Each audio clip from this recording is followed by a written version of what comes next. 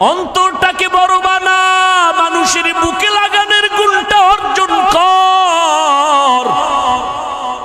লাথি মারার গুণ তো মদিনার গুণ না, গালি দেওয়ার গুণ তো মদিনার নবীর গুণ না, গালি না দেওয়া মদিনার গুণ। লাথি না দিয়া বুকে লাগাবি মদিনার আদর্শ।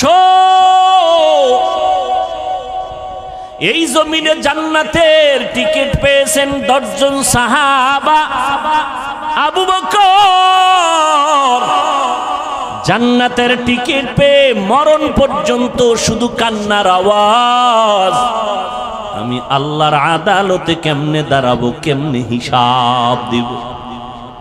ওমর কাঁদতেছেন, উসমান কাঁদতেছেন, ওই অন্ধকার কবরে আমি কেমনে একা থাকবো।